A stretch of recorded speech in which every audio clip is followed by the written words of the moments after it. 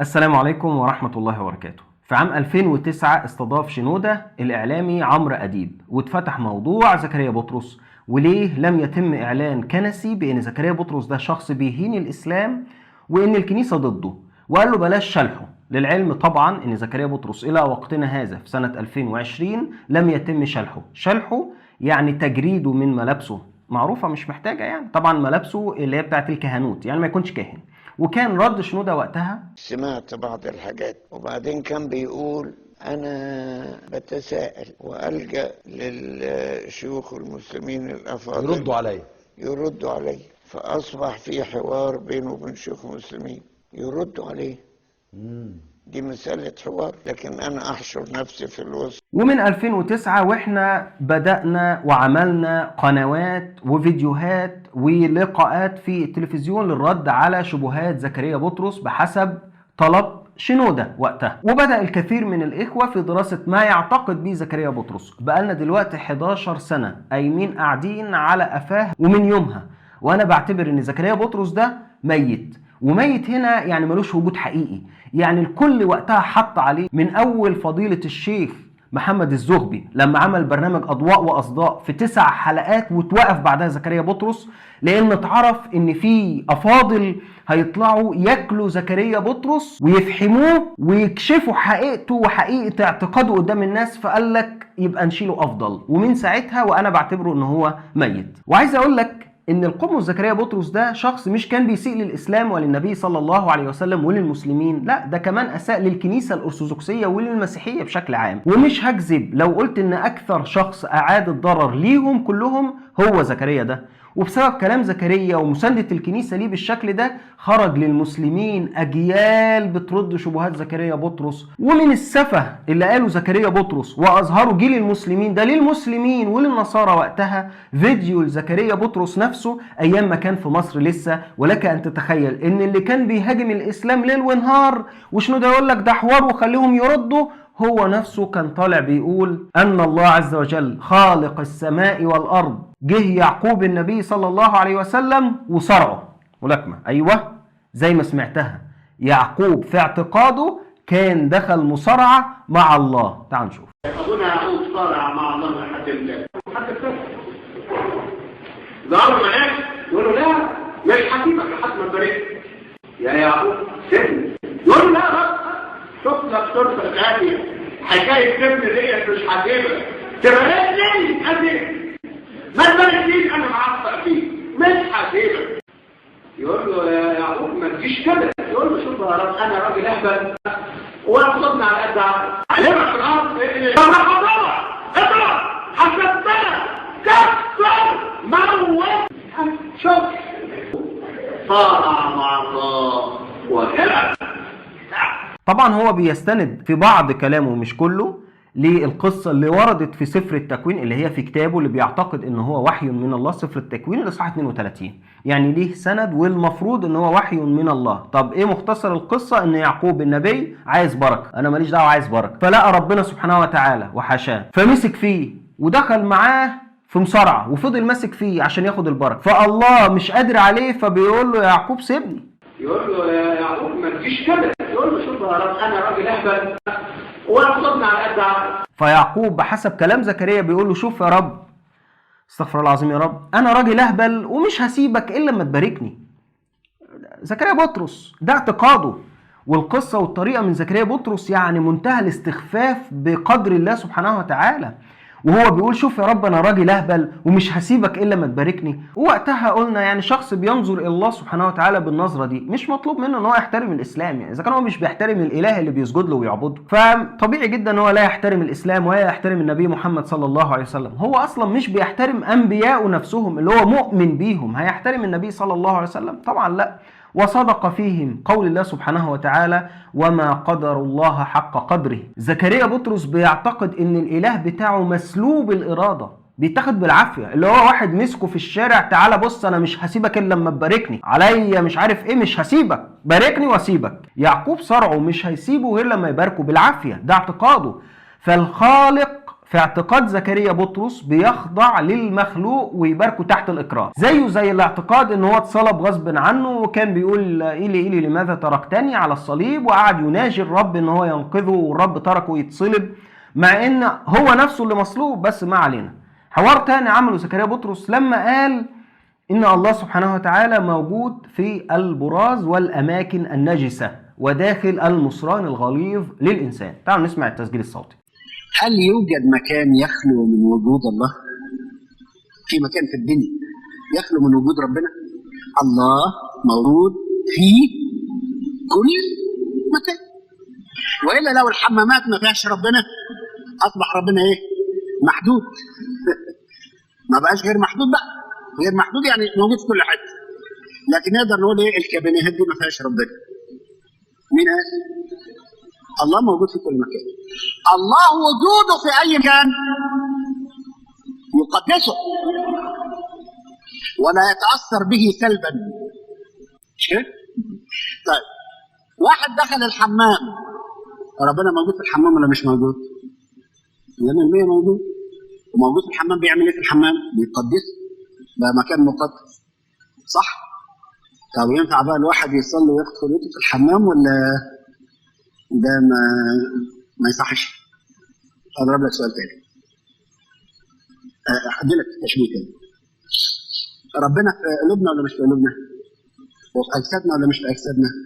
يقول انتم لان جسدكم هو هيكل ايه؟ الله. أما تعلمون أنكم هيكل الله وجسدكم هيكل الله وروح الله ساكن فيكم، مش كده؟ طيب إيه رأيك في المصران الغليظ في الإنسان؟ مش فضلات ولا ما فيش فضلات؟ مش في المادة اللي بتروح الكابينيه؟ يعني بصراحة كده الواحد ماشي وشايل كابينيه في بطنه. يعني كابينيه في بطنه. صح؟ طب وربنا موجود في وسط الهلومة دي كلها؟ هيكل؟ وإلا بقى يبقى نصنا ما فيش ربنا بقى. الحتة القذرة ديت ما فيهاش ربنا. ده مش اسمه كلام. الناس دي مخها ضيق. ناس مخها ايه؟ ضيق.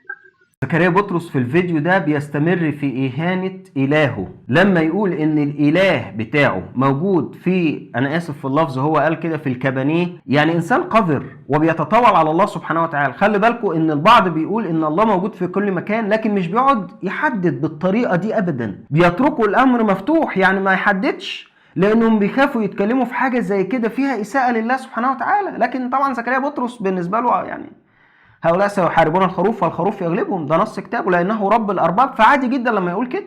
بيعتقد ان الاله اتصلب ومات على الصليب واتضرب من الرومان. مش هيتورع ابدا ان يقول ان الاله موجود في البراز او في المجاري. وعشان ما حدش يقول ان ده تسجيل صوتي وايه اللي يثبت ما يمكن تركيبه والكلام اللي احنا عارفينه ده، تعالوا نشوف زكريا بطرس نفسه صوت وصوره وهو بيرد وبيؤكد على الكلام ده. بتقول انك انت قريت مقال او في الانترنت في الفيديو ان اليوتيوب ان انا بقول الله موجود في كل مكان حتى في الاماكن اللي انت قلتها. طيب انا عايز اسالك هل الله من جهة الاسلام يخلو منه مكان؟ هل الله يخلو منه مكان؟ جاوبني على السؤال ده المرة الجاية. قول لي في اماكن تخلو من وجود الله. المرة الجاية تيجي تقول لي كده، فهقول لك اذا انت جعلت الله محدودا لحد هنا، الحدود بتاعته لحد هنا. ايوه صح. ويبقى ده الهكم فعلا اللي هو اله القمر اللي ما يقدرش يوصل لكل اماكن. طبعا هو ما كذبش، هو قال انت الهك في كل مكان ولا لا. بينتقد الاديان اللي بتقول ان الله سبحانه وتعالى مش في كل مكان بذاته، وقال انه اله القمر. معرفش يعني ايه اله القمر، انا مش عارف يعني. بس هو زكريا بطرس بيحب يجود اي حاجه كده باي كلام، اي وبعد كده يلا شفت انا رديت اهو. هو طبعا انك انت مؤمن ان الهك لازم يكون موجود في الحمام عشان يعرف ايه اللي بيحصل، فده دليل انك بتتهم الله سبحانه وتعالى ان هو محدود اساسا. يعني انا بشر لازم اكون موجود في مكان ما عشان اشوف اللي بيحصل. فهو بيتعامل مع الاله كانه هو زيه زي الانسان. الاله مش كده يا زكريا، ولو امنت ان هو كده يبقى محدود، يبقى انت مؤمن باله محدود زيه زي الجن، لازم يبقى موجود بذاته عشان يعرف. احنا بنؤمن ان الله سبحانه وتعالى موجود في كل مكان بعلمه وليس بذاته. وبعدين بتقول ان الاله موجود في البراز. طب هل انت ممكن يا زكريا تسجد لالهك اللي جوه برازك؟ يعني تعمل حمام وتسجد لما، انا اسف والله بس ده اعتقاده. واوعوا تفتكروا ان الكلام اللي انا بقوله ده بعيد عن زكريا بطرس. لا، زكريا بطرس ليه تسجيل صراحة بيقول ان الله لو ظهر في البقرة هنعبد الاله اللي ظهر في البقرة. نحن نعبد الله الذي لا يعبد إله، الذي ظهر في جسد المسيح. ولو ظهر الله في هذا البقر الذي تقول عنه لعبدنا الله الذي ظهر في البقر. فمحدش يستبعد ابدا ان يكون زكريا بطرس بيسجد للبراز بتاعه، واتباعه اللي بيسمعوه هتلاقوه بيعبدوا برازهم، لان الاله بتاعهم ظهر فيه، لانه موجود في كل مكان. زكريا بطرس انسان بيتفنن في الاساءه للاله. وعايز اقول حاجه لاتباعه اللي شايفينه ان هو الرجل الهمام، زكريا بطرس ده بيتفنن في الاساءه للاله الثلاثه اللي انت بتعبدهم فعلا. من اكتر من 10 سنين زكريا بطرس كان ليه فضيحه شهيره اتسمى بسببها حرامي العلقه. ملخصها ان زكريا بطرس كان عايز يطعن في نصوص القرآن الكريم والاعجاز العلمي في وصف الجنين في القرآن الكريم، فقال ان القرآن قال على الجنين ان هو كان علقة. لا، ده المزامير عندنا اللي كتبها داود قبل 1100 سنة قالت نفس اللفظ علقة، يعني اللي موجود في القرآن كان موجود عندنا في كتابه المقدس. وفي سفر المزامير مزمور 139 يقول: نسجتني في بطن أمي، أحمدك لأنك صنعتني بإعجازك المدهش،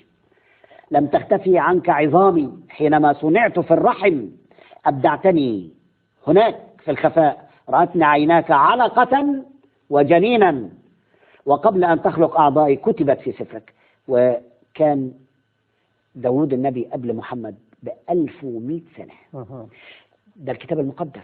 زكريا بطرس عنده مشكلة في كتابه، يعني حاسس بنقصان كبير في كتابه، عشان كده بيضيف عليه حاجة تجمله وتحليه. طبعا احنا قلنا قبل كده ان عادي الإضافة والحاجات دي بتحصل، وأثبتناها من كتب علماء المسيحية. المهم هو راح جاي مشاور بإيده على الكتاب بتاعه وراح قاري من الورقه. طب ما تقرا من الكتاب اللي قدام، يعني مش عارف بتقرا الكتاب اهو بس انا هقرا من الورقه، طب ما تفتح الكتاب تقرا، ما علينا. طبعا هو عمل كده عشان هو اضاف كلمه علقه وهو بيقرا، فطبعا ما قدرش يقرا من الكتاب وراح قايل من الورقه بقى: وابدعتني هناك في الخفاء، رأتني عيناك علقه وجنينا. لما رجعنا لنص المزامير اكتشفنا ان زكريا بطرس اضاف كلمه علقه. هنقرا مثلا نص كامل في المزامير 139:14: أحمدك لأنك رهيب وعجيب، عجيب هي أعمالك، ما خفيت عظامي عليك، فأنت صنعتني في الرحم وأبدعتني هناك في الخفاء، رأتني عيناك وأنا جنين. هي بقى جملة رأتني عيناك وأنا جنين حولها زكريا بطرس لرأتني عيناك علقة وجنين، يعني علقة وجنين كلمتين اتنين. يعني لو التمسنا العذر وقلنا يمكن الترجمة غلط، فاستحالة تكون كلمتين ترجموها لكلمة واحدة أو كلمة واحدة اترجمت لكلمتين. يعني طبعا بعد الفضيحة بتاعت حرام العلقة واللي قعدت سنين وما زال صداها موجود حتى اللحظة، طلع زكريا بطرس في 2010 تقريبا قال لك: يا عم أنا كنت بقرأ من الترجمة السبعينية، وراح جايب نسخة من الكتاب المقدس، ما قالش طبعا هي اسمها ايه أصلا، ومشاور على حرف عين مكتوب في الهامش وكاتب بخط إيده علقة، هو اللي كاتبها بخط إيده وما قالناش ايه اسم الترجمة. تعالوا نشوف. إني أقول لك أن ما أوردته في قراءتي هو مأخوذ من الترجمة السبعينية للعهد القديم. الترجمة السبعينية ما في عبري وفي سبعين. ثم سابعا، لو كنت قد كلفت نفسك في اقتناء الكتاب المقدس المزود بالحواشي، في عندنا كتاب مقدس بيبقى فيه حواشي، الحواشي ديت بيذكروا فيها الكلمة الأصلية، لو في كلمة لها معنى أصلي في العبري فبيجيبوا المعنى الحرفي، الكلمة الحرفية. ففي الآية 16 من مزمور 139 موجودة اهيت، وأنا معلم عليها عشان خاطر تقدر تشوفها. الآية فوق موجودة ونازلة برقم 1 لتحت في الأسفل، فبيقول في العبرية عين، يعني عبرية اللغة العبرية، عين اللغة العبرية، علقة أو علقي، العلق بتاعي اللي عالق في رحم أمي، العلقة. واللفظة العبرية في الكتاب العبري، الكتاب المقدس العبري أهي، ده الكتاب المقدس باللغة العبرية، اسمها جلاماي، هنشوفها دلوقتي مكبرة اهيت بالعبرية جلاماي، أنا حاطط تحتها خط. جلاماي معناها إيه بقى؟ ترجمت، هي دي اللي ترجمت في الترجمة السبعينية علقة وجنينا. يبقى إذا نحن بنجيب من الأصول يا أستاذ، فأين السرقة أيها الداعية الشريف؟ يعني بصراحة كلام في منتهى العبث. طالع بترجمة، الترجمة دي اسمها كذا كذا كذا، وبتتباع في كذا، ودار النشر كذا، زي ما عملت قبل كده مع اخ لما جه جاب لك سيرة التفسير الحديث. اما التفسير الحديث فهو من تأليف سعادتك، والا قل لنا من هو مؤلفه وسنة التأليف ودار النشر عشان خاطر نعود اليه. طب ما كنت تعمل كده في الترجمة اللي انت ماسكها وتقول مكانها منين يا حبيبي. انا متأكد ان زكريا بطرس بيهاجم الاسلام عشان عنده نقص كبير في دينه، عشان كده حب يضيف كلمة في كتابه لانه متغاظ ان الوصف الدقيق ده في القرآن الكريم. انا معرفش هو ما قالش النسخة اللي ماسكها دي ولا قال اي حاجة، والنسخة اللي ماسكها هو اللي كاتبها اصلا، يعني هو كاتب الكلمة بخط ايده. خلونا نبص على العهد القديم، ترجمة عبري عربي، ترجمة بين السطور بتاعت الخوري بولس الفغالي وغيره، صفحة 1056. زي الصورة ما هي أمامنا كده في اللغة العبرية، مفيش كلمة علقة نهائيا في كلمة جنين، لكن كلمة علقة دي من تأليف زكريا بطرس الكذاب حرام العلقة. الأهم إن هو قال الكلمة في العبرية اللي هي جول مي، وقال إن جول مي تعني علقة. طب تعالوا نرجع لقاموس سترونج واللي بيحلل الكلمات العبرية بيقولها بالانجليزي، يعني بيقول الكلمه العبري ترجمتها ايه بالانجليزي وبيحللها، والكلمه بتحمل رقم H1564، وهو قدامنا دلوقتي قاموس سترونج بيقول ان معناها كتله غير مشكله او جنين غير مخلق. اللي بيقوله قاموس سترونج اهو قدامنا. زكريا بطرس بقى عشان هو انسان كذاب ومتعود على الكذب عادي جدا، طلع قال معناها علق. هو عارف ان اللي بيسمعوا محدش هيبحث وراه، هيسلموا ليهم ودانهم وخلاص. وعشان الموضوع ما يبقاش صعب على اللي بيسمعونا، تعالوا نبص بصة سريعة على الترجمات العربية اهو قدامنا. مفيش كلمة علقة ابدا. المزمور 139:16 مفيش ولا ترجمة فيها علقة، والترجمات قدامكم وتقدروا تراجعوا الترجمات دي كلها. ودي كانت احدى طوام زكريا بطرس واللي كشفت فجر تدليسه واتفضح واتسمى بسببها حرام العلقة. وظل هذا الاسم عالق بهذا الشخص الحرام النصاب حتى الآن. نقطة أخيرة بتؤكد فكرة جحش الفرا المقدس. طبعا جحش الفرا دي بالمناسبة ده نص عندهم في سفر أيوب في إيمان زكريا بطرس، بيقولوا أما الرجل ففارج عديم الفهم وكجحش الفرا يولد الإنسان. فأنا لما بقول إن هو جحش الفرا فده نص كتاب وأنا ما جبتش حاجة من عندي. احد اشهر فضائح زكريا بطرس ظهور ناس معاه كل شويه يقول لك انا كنت مسلم ومن عائله متشدده، وابويا كان امام مسجد، وامي كانت ماسكه جمعيه خيريه اسلاميه، وانا كنت ملتحي. تمثيليه بايخه بيعملها دايما زكريا بطرس، وكل مره كان بيتفضح. لما موضوع المتنصرين المزعوم طلع في شنك وما بقوش لاقيين حد يطلع يتكلم ويقول ان هو ترك الاسلام، فزكريا طلع معاه وحيد الكذاب وواحده تانية كومبارس برضه، طلعوا بلبس اسلامي. لا ووحيد كمان طلع وهو لابس لبس خليجي، ومغيرين الصوت ببرنامج، وفجأة الصوت الحقيقي يظهر ونكتشف ان وحيد تلميذ زكريا بطرس النجيب في الكذب طالع عامل فيها خليجي وبيقول ان هو كان مسيحي واسلم. يعني خرافة عجيبة جدا نقلها محمد الى المسلمين يعني. طيب دعني انتقل اذا سمحت لي جنابك موضوع اخر، يعني حديث وجدته في كتاب مكارم الاخلاق للحسن ابن الفضل الطبرسي، الصفحة 215 للمشاهدين. أخونا الحبيب الأستاذ وحيد، هل ممكن تعرفنا على نفسك أستاذ وحيد بلمحة بسيطة؟ أهلا مرحب بك يا أخ سامي، وأهلا ومرحب بالسادة المشاهدين. وحيد مسيحي أب عن جد. أشكر الرب يسوع أني ولدت في بيت مسيحي وتربيت في ثقافة روحية مسيحية. وحيد طلع علينا بالطلة البهية الجميلة اللذيذة الطيبة المنيلة ب60 نيلة دي، وفجأة الصوت حصلت فيه مشكلة، باظ، اتفضح أمره والتسجيل التاني ليه وهو بيقول إن هو مسيحي أب عن جد. وطبعا احنا متعودين ان زكريا بطرس كان بيجيب ناس لابسين خليجي مثلا ويقعدوا بقى يكذبوا ويدلسوا على الإسلام ويزعموا إن هم تركوا الإسلام. ففي المرة دي جاب وحيد واللي هو تربية زكريا بطرس، فما بالك ده اللي احنا عرفناه، فما بالك اللي احنا مش عارفينه. طب طالع تمثل انك خليجي واخد معاك نفس اللب، يعني هو الغباء طابع عليكم؟ يعني هو انت الغباء عقيدتك مثلا؟ طب اطلع بلاب تاني، ما تطلعش بلاب خالص. زكريا بطرس هو كمان غبي، يعني انتوا الاتنين جزء اغبياء. ايوه طب ما هو غبي، يعني مركب دقن ونفس الشنب. طب كنت شيل الشنب. وبعدين ايه النضاره اللي مغطيه نص وشك دي مغطيه الاستوديو يا راجل، انت قاعد في استوديو، يعني كنت النضاره دي شيلها. انا مش فاهم يعني لابسين نضارات ليه جوه استوديو مفقوسه يعني. وبصراحه مش فاهم يعني بعيدا عن الفضيحه دي، يعني المفروض ان في واحده اللي هي لابسه حجاب دي والنضاره مغطيه ربع وشها ولا 3/4 وشها، لابسه حجاب ليه؟ انت مش انت اتنصرتي وتركتي الاسلام؟ لابسه حجاب ليه يعني؟ طبعا ده عشان هي اصلا اسمها هي اساسا نديم، هي مسيحيه وكانت ادمن في صفحه زكريا بطرس. دي واحده من اشهر فضايح وحيد وزكريا بطرس الكذابين اللي بيشككوا في الإسلام. الناس دي أصلا بتكذب على أتباعهم كذب فاضح. أنا مش متخيل إن إلى الآن واحد زي وحيد ده بيطلع لحد النهاردة. في فضيحة تانية كمان من العيار الثقيل. زكريا بطرس قال قصة اللي هي الفتاة الفزارية، وهي فتاة أخذها النبي صلى الله عليه وسلم وأعطاها للمشركين عشان يفدي أسرى مسلمين. لكن الميت زكريا بطرس عشان يحط التاتش التدليسي الكذب بتاعه قال لك إن هو أخذها عشان يتزوجها يعني او يعمل معها علاقه، وان النبي صلى الله عليه وسلم شهواني وكلام عبيط. تعال نشوف. فتاة من فزارة، قصتها ان اخذها محمد من الصحابي سلمى. سلمى ده اسمه مذكر مش بنت زي جمعة مثلا. في كتاب البداية والنهاية لابن كثير جزء 4 وصفحة 221 قال سلمى هذا: خرجنا مع ابي بكر وامره رسول الله علينا فغزونا بني فزارة وفيهم امرأة من فزارة ومعها ابنة لها من أحسن العرب فوهبني أبو بكر بنته. قال لي هدية ليك بقى على الصدد دي كلها، خد دي. شوف يقول إيه: فما كشفت لها ثوبا حتى قدمت المدينة وفي الغد لقياني رسول الله في السوق فقال لي: يا سلمى يا سلمى هب لي المرأة. فقلت: والله يا رسول الله لقد أعجبتني وما كشفت لها ثوبا. الرجل من أدبه ما عرهاش يعني لم يقترب إليها.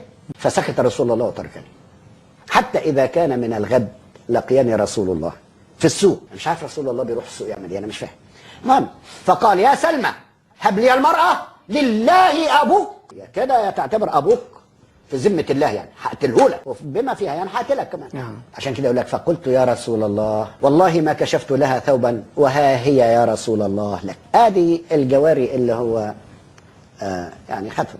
لما راح قابله في السوق قال له: كيف حال الفتاة؟ قال له: والله يا رسول الله ما كشفت لها ذيلا. قال له: بعت. وتكرر الموضوع لحد ما بكاله وياخدها ينام وياها وياخدها ينام وياها. الفيديو ده كفيل فعلا ان زكريا بطرس ده ينتحر بجد. يعني انت لو كان عندك دم كنت والله ما تطلع تاني. خلونا ندخل في الموضوع على طول. هو صور القصه وكأن النبي صلى الله عليه وسلم عايز ياخد البنت الفزاريه دي ليه هو يعني. والقصه هو بيقول ان هو جايبها من البدايه والنهايه، واحنا هنرجع لكتاب البدايه والنهايه لابن كثير رحمه الله. تعالوا نقرا الجزء المحدد ده بس يعني. قال: قلت يا رسول الله والله ما كشفت لها ثوبا وهي لك يا رسول الله.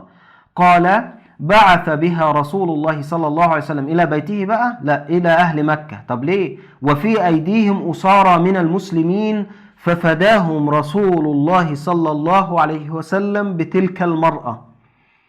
يعني النبي صلى الله عليه وسلم أخذ البنت وداها لمشركي مكة عشان ياخد الأسرى المسلمين بتلك المرأة. وقد رواه مسلم والبيهقي من حديث عكرمة ابن عمار به. بالله عليكم شفت الكذاب زكريا بطرس؟ يعني انت اتفضحت والله. انا مش عارف انت ازاي بتطلع.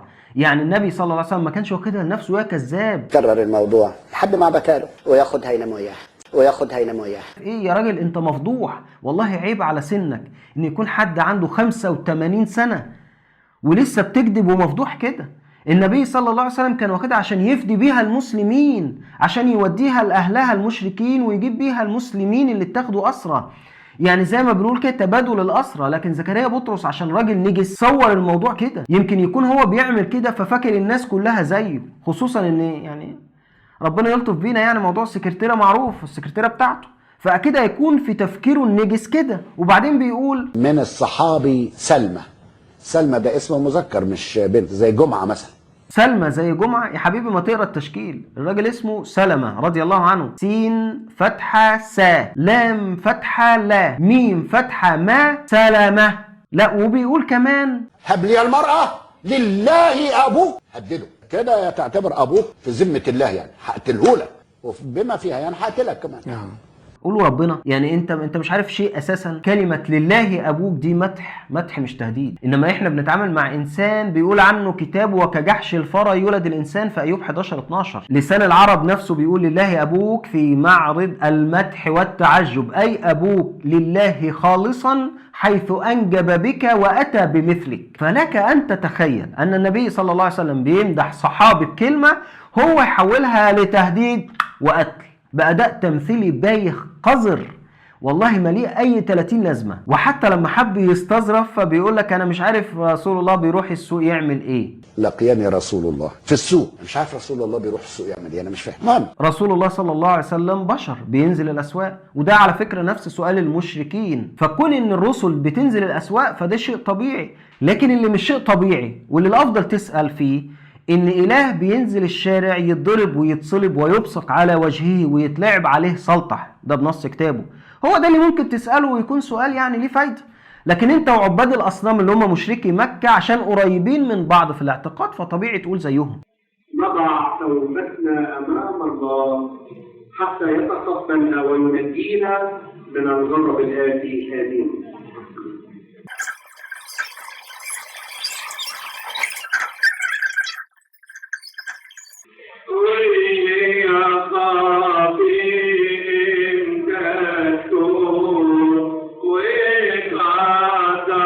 اهو لف وشه وراح بيصلي للصنم اللي قدامه اللي هي الصورة يعني. فانتوا عشان انتوا قريبين من بعض طبيعي لازم يبقى نفس الحجة بتاعتك هي الحجة بتاعتهم. كذبة شهيرة كمان عملها زكريا بطرس وهو حديث الشفاعة. قال لك ان هو يثبت ألوهية المسيح في الإسلام، ان هو الشفيع الوحيد وان الرسل مش هترضى تشفع. في الحديث اللي هو في يوم الحشر ذهبوا إلى آدم عشان يشفع لهم، قال لهم ده أنا ما أقدرش أشفع. إلى أن وصلوا إلى المسيح قالوا لهم هو ده اللي هيشفع وقد شفع فيهم المسيح. ده حديث مؤكد يعني. حديث مؤكد من صحيح البخاري. خلي بالك. فالناس بس ما تقراش، الناس عايزة تقرا، المفروض انهم يقروا ويفهموا وياخدوا قرارات بناء على كده. يعني الناس ما بتقراش يا زكريا يا كذاب، وانت قرأت. تعال نعلمك القراءة ونقرأ الرواية اللي انت زعمت انها بتقول ان يسوع هو الشفيع في صحيح الامام البخاري. هنختصر طبعا الرواية عن أنس رضي الله عنه عن النبي صلى الله عليه وسلم قال: يجتمع المؤمنون يوم القيامة فيقولون لو استشفعنا إلى ربنا فيأتون آدم فيستحي، ويأتون نوح فيستحي، فيأتون إبراهيم عليهم السلام جميعا فيقول اذهبوا إلى موسى، فيذهبون فيذكر قتل نفسه ويستحي، فيقول نص الرواية بقى بتقول فيقول عيسى عبد الله ورسوله وكلمة الله وروحه، فيقول لستم هناكم نأتوا محمدا صلى الله عليه وسلم عبدا غفر الله له ما تقدم من ذنبه وما تأخر فيأتوني. وبعد كده قال ثم أشفع فيحد لي حدا فأدخلهم الجنة. يعني الرواية بتقول إن الناس هتروح لعيسى عليه السلام فيقولوا ائتوا محمدا صلى الله عليه وسلم عبدا غفر الله له ما تقدم من ذنبه وما تأخر. يعني مش هيكون هو الشفيع. احنا بنتحداك تجيب رواية في البخاري او في غيره بتقول ان المسيح عليه السلام هيكون شفيع يوم القيامة. وبالمناسبة تدليسه وكذبه ما كانش على صحيح الامام البخاري لكن كمان على القرآن. الاول في القرآن ما فيش حد شفيع غير ربنا. في سورة السجدة يقول الله الذي خلق السماوات والارض ما لكم من لي ولا شفيع، من لي ولا شفيع. في شفيع غيره هو. يعني ايه من لي ولا شفيع؟ الآية بتقول ما لكم من دونه من ولي ولا شفيع أفلا تتذكرون. انت خليتها من لي ولا شفيع، ولك ما فيش شفيع في القرآن إلا الله. اللي هو فين يعني ربنا يكون شفيع عند ربنا؟ ايه الهبل اللي انت بتقوله ده؟ انت بجد انت فعلا والله انت كنت مريض. يعني انت اساسا لو اثبتت ان يسوع هيشفع في الناس يوم القيامة يبقى نفيت عنه الألوهية، لانك قلت ان الشفيع محامي. ازاي هيكون محامي وقاضي؟ الايات اساسا بتخاطب المشركين وبتنفي عنهم انه يكون في شفيع ليهم لان هم كفار ولا ليهم ولي، وبتدعوهم للايمان بالله. الله سبحانه وتعالى يقول يومئذ لا تنفع الشفاعة الا من اذن له الرحمن ورضي له قولا. والآية الشهيرة آية الكرسي اللي انتوا بتقولوا عليها سورة الكرسي بالمناسبة بتقول من ذا الذي يشفع عنده إلا بإذنه. انت بقى عايز تقول ان الشخص ده هو الله برضو، يعني ربنا هيسمح لربنا ان هو يشفع عند ربنا عشان يخفف على الناس. يعني انا عايز اقول لكم ان يعني لازم يكون في تقدير للموضوع. زكريا بطرس راجل مؤمن ان في إلهين في الكون. عندهم نص كده في المزمور 110:1 وده مؤمن بيه طبعا زكريا بطرس، بيقول قال الرب لربي اجلس عن يميني. يعني ربنا قاعدين بيتكلموا بعض، الرب بيقول للتاني بيقول له تعالى اقعد جنبي. إلهين بيتكلموا مع بعض وده نص كتابه. وحتى في قانون الإيمان اللي هو مؤمن بيه كل المسيحيين ومؤمن بيه طبعا زكريا بطرس بيقول إله حق من إله حق، نور من نور. يعني إله من إله، يعني في إلهين. فطبيعي جدا يكون شايف إن الله شفيع عند الله التاني اللي خلاهم بيكلموا بعض. وفي فضيحة بقى كمان أخيرة عشان ما نطولش عليكم، كشفت جهل زكريا بطرس الشديد بأقل شيء في دينه. لما اتصل أخ اسمه علاء وقال له إن في التفسير الحديث بيقول كذا كذا، فزكريا بطرس رد غريب جدا كشف جهله. تعالوا نشوف. رحت لتفسير متى التفسير الحديث يا حضرة القمص، للكتاب المقدس، وارجو من فضيلتك تقول هذا الكلام حق ام كذب؟ هل انا اكذب عليكم ام هذا حق في الكتاب؟ اخونا علاء من الكويت بعدين بتقول ان التفسير الحديث 400 صفحه 462 لو كنت موثقا لذكرت مين مؤلف كتاب التفسير الحديث. انا بصراحه لم يقع في يدي مع كل اطلاعي هذه السنين عن كتاب اسمه التفسير الحديث اطلاقا. لكن ادعاءات الحرب خدعه، وقول اللي انت عايز تقوله، وابقوا دوروا على الكتاب.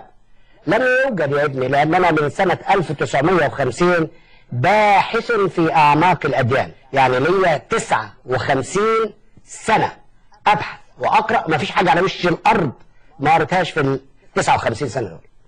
اما التفسير الحديث فهو من تاليف سعادتك، والا قل لنا من هو مؤلفه وسنه التاليف ودار النشر عشان خاطر نعود اليه ونشوف الكلام زي انت ما قلته، ولا الحرب خدعه، حرب خدعه، عمال تلفلف وتقول كلام مغاير. يعني كل السنين اللي بيطعن فيها في الاسلام وما يعرفش حاجه اسمها التفسير الحديث للكتاب المقدس، اللي هو اي دارس مبتدئ للكتاب المقدس لازم يكون عارفه حتى، مش هقول لك عنده. وبيقول لك اطلاعي كل السنين دي، اطلاع ايه؟ ده الفيديو ده كفيل يخليك ما تطلعش تاني ولا فضائيات ولا حتى نت. ده غلاف التفسير الحديث للكتاب المقدس بتاع انجيل متى بقلم RT فرانس، وتبع دار الثقافة المسيحية هي اللي نشراه، والمحرر المسؤول عنها جوزيف صابر زي ما قدامنا دلوقتي. مجلس التحرير بقى الدكتور قسم الحبيب رئيس الطائفة الإنجيلية سابقا، مش أي حد، والدكتور أنور زكي، والدكتور منيس عبد النور اللي هو أشهر واحد من المدافعين عن عصمة الكتاب المقدس يعني. فيقول لك مفيش حاجة اسمها التفسير الحديث للكتاب المقدس والحرب خدعة، وبيقول مفيش حاجة على وش الأرض ما قرأتهاش.